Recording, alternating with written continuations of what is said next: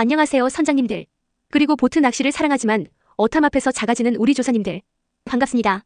오늘은 어탐 화면에 나타나는 물속 지형과 그 주변에서 일어나는 조류의 마법 같은 변화, 그리고 그곳에 왜 물고기들이 모이는지 쉽고 재미있게 파헤쳐 보겠습니다. 어탐, 이제 어렵지 않아요. 저와 함께라면 선장님도 어탐 전문가가 될 수 있습니다. 물속 지형과 조류의 비밀, 어탐으로 읽어내는 물고기 길목. 바다 낚시의 핵심은 바로 조류를 이해하는 것입니다. 특히 보트 낚시는 망망대해 같아 보여도 물속에는 복잡한 지형이 숨어 있고 이 지형에 따라 조류의 흐름이 천차만별로 달라지거든요. 그리고 바로 이 조류의 변화 속에 물고기들이 모이는 비밀이 숨어 있습니다. 어탐은 이런 물속 상황을 우리에게 보여주는 아주 중요한 눈이 되어주죠. 첫째, 안반에 부딪히는 조류. 왜 물고기들이 숨어 있을까? 선장님들 혹시 물속에 커다란 바위나 안반지대가 있는 곳을 지나가 보신 적 있으신가요? 어탐 화면에 뾰족뾰족하게 나타나는 그런 곳들이요. 조류가 이런 안반에 딱 부딪히면 어떻게 될까요? 마치 흐르는 물줄기 앞에 손을 내미는 것과 같아요. 물이 손을 그냥 통과하지 못하고 양옆으로 갈라지거나 위로 솟구치고 손 뒤편으로는 물살이 약해지면서 작은 소용돌이가 생기기도 하죠. 물속 안반도 똑같습니다. 조류가 부딪히는 곳 받치는 곳, 강한 물살이 안반 정면을 때리면서 위로 솟구치거나 옆으로 강하게 흘러갑니다. 이곳은 플랑크톤이나 작은 먹잇감들이 떠밀려오는 지역이기도 해요. 안반 뒤쪽 휘돌아 나가는 곳, 와류 안반 뒤편은 상대적으로 물살이 약해지거나 심지어 반대 방향으로 살짝 맴도는 물골, 즉 와류가 생깁니다. 이런 곳은 힘이 약한 작은 물고기들이나 먹잇감들이 잠시 쉬어가거나 숨어있기 좋은 장소가 돼요.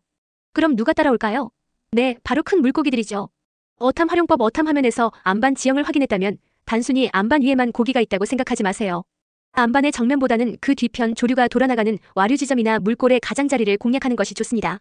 어탐의 물고기 표시가 안반 뒤쪽에 모여있다면 그곳이 바로 명당일 확률이 높습니다. 이곳에 채비를 살짝 흘려주면 입질받을 확률이 쭉 올라갑니다.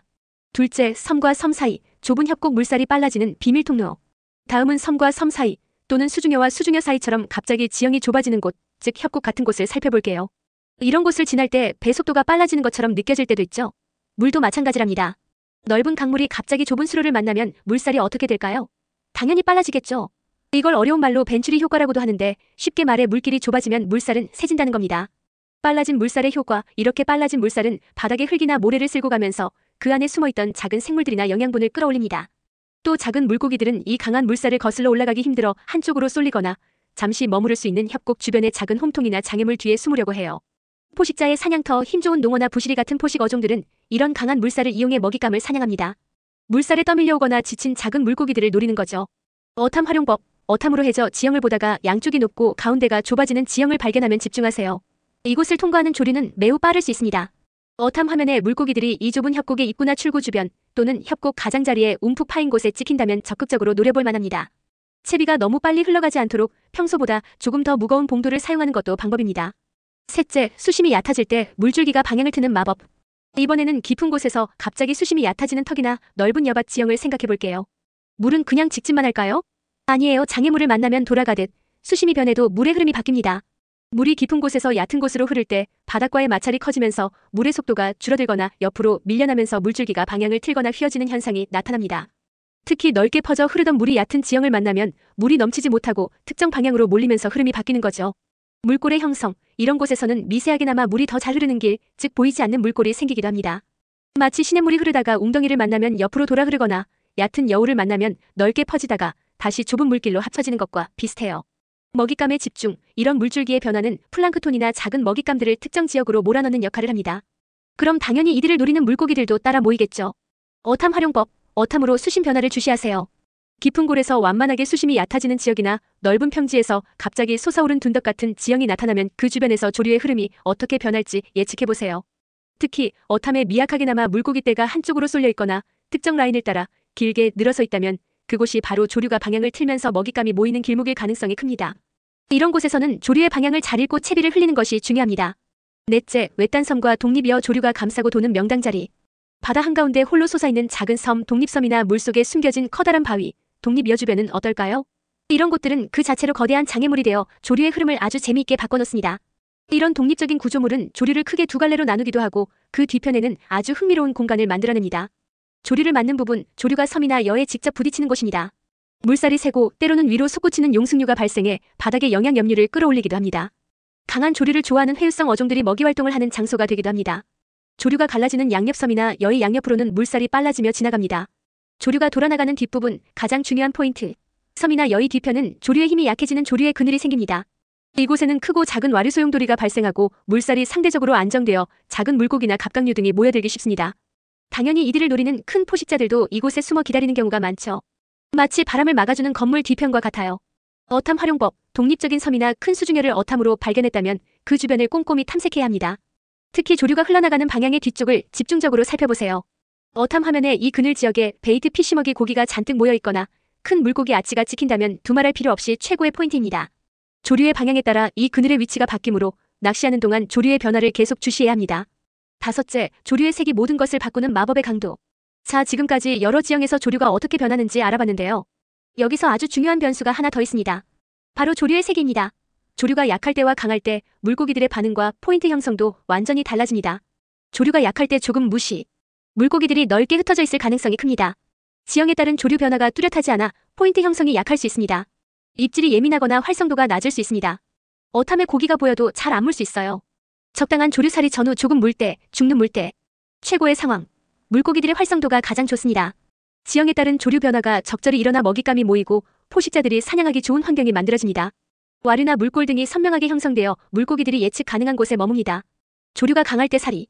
물고기들이 강한 물살을 피해 바닥에 바짝 붙거나 장애물 뒤쪽에 더 깊숙이 숨어버립니다. 채비 운영이 어려워지고 너무 빨리 흘러가서 정확한 포인트 공략이 힘들 수 있습니다. 하지만 강한 조류 속에 숨어있는 대물을 노릴 기회가 되기도 합니다. 이럴 때는 강한 조류를 직접 받는 곳보다는 그 옆이나 뒤쪽, 조금이라도 물살이 죽는 곳을 찾아야 합니다. 어탐 활용법. 어탐 화면을 볼 때 현재 물때와 조류의 세기를 항상 염두에 두어야 합니다. 예를 들어 살이 물때 강한 조류에서는 물고기들이 어탐 화면 바닥에 붙어 잘 표시되지 않거나 특정 협곡 지형에서 매우 빠른 속도로 먹이 활동을 하는 모습이 포착될 수 있습니다. 반대로 조금 물때 약한 조류에서는 고기들이 다소 떠서 유영하거나 넓게 퍼져 있는 모습이 보일 수 있습니다. 어탐의 감도를 조절하거나 화면 확대 기능을 사용해 작은 변화도 놓치지 않는 것이 중요합니다. 여섯째, 먼 바다의 큰 조류 외류와 조경지대 대물은 어디에? 지금까지는 주로 연안 가까운 곳의 지형과 조류를 이야기했는데요. 조금 더 먼 바다로 나가면 외류라고 하는 큰 해류의 영향을 받게 되고 조경지대라는 특별한 곳도 만나게 됩니다. 이런 곳은 대물을 만날 확률이 높은 곳이죠. 외류 오프쇼 커런트. 그네의 조수간만에 의한 왕복성 조류와는 달리 주로 일정한 방향으로 흐르는 큰 바닷물의 흐름입니다. 쿠로시오 해류의 지류 등이 여기에 해당될 수 있습니다. 이런 외류는 따뜻한 물 혹은 차가운 물 등 특정 수온의 물덩어리를 몰고 오기도 하고 다양한 플랑크톤과 먹잇감을 운반합니다. 특징 외류가 해산 바닷속에 솟아있는 산이나 큰 암초지대와 만나면 강력한 용승 현상, 바닥에 차고 영양분 많은 물이 솟아오르는 현상을 일으켜 먹이 사슬이 풍부해지고 대형 회유성 어종들이 모여드는 황금어장이 만들어집니다. 어탐 활용. 외류 자체를 어탐으로 직접 보기는 어렵지만 외류의 영향으로 형성되는 수온 전선 수온이 급격히 변하는 경계에 있는 특정 수심층에 밀집된 베이트 피쉬대를 통해 그 존재를 간접적으로 파악할 수 있습니다. 어탐기에 수온 센서가 있다면 큰 도움이 됩니다. 조경지대 타이덜 프런트. 서로 다른 성질의 물덩어리가 만나는 경계면을 말합니다. 예를 들어 강물과 바닷물이 만나는 강하구나. 서로 다른 속도나 방향의 조류가 만나는 곳 또는 수온이나 염분 농도가 다른 물이 만나는 곳에 생깁니다. 특징. 이 경계면에는 부유물, 플랑크톤, 작은 물고기들이 모여들기 때문에 바다의 오아시스라고도 불립니다. 육안으로도 수면의 거품띠나 부유물띠, 물색의 경계 등으로 관찰될 때도 있습니다. 물고기. 당연히 이곳은 포식 어종들에게 최고의 사냥터입니다. 조경지대를 따라 길게 늘어서서 먹이 활동을 하는 경우가 많습니다. 어탐 활용. 어탐 화면의 특정 라인을 경계로 수중 부유물의 농도가 확 달라지거나 베이트 피쉬가 띠 형태로 길게 나타난다면 조경지대일 가능성이 높습니다. 이런 곳을 발견하면 그 라인을 따라 탐색하며 낚시하는 것이 좋습니다. 조류의 세기에 따라 조경지대의 위치나 선명도가 달라질 수 있으니 물때에 맞춰 잘 관찰해야 합니다. 자, 오늘은 이렇게 물속 지형과 조류의 변화, 그리고 이것이 물고기들의 위치와 활동에 어떤 영향을 미치는지 알아봤습니다. 복잡해 보이지만 하나씩 이해하고 어탐 화면과 연결지어 생각하면 그리 어렵지 않습니다. 결국 어탐은 우리에게 물속 지형이라는 지도를 보여주고 조류라는 길을 통해 물고기들이 어디로 모이는지를 알려주는 나침반과 같습니다. 오늘 알려드린 내용들을 바탕으로 어탐 화면을 보면서 아, 여기는 조류가 이렇게 흐르겠구나. 그럼 저기 물고기가 있겠는데? 하고 상상해보세요. 그 상상이 현실이 되는 순간 여러분은 이미 어탐 마스터에 한 걸음 더 다가선 겁니다. 다음 시간에는 더욱 알찬 어탐 정보로 찾아뵙겠습니다. 궁금한 점 있으시면 언제든지 댓글 남겨주시고요. 오늘 내용이 도움되셨다면 구독과 좋아요도 잊지 마세요. 감사합니다.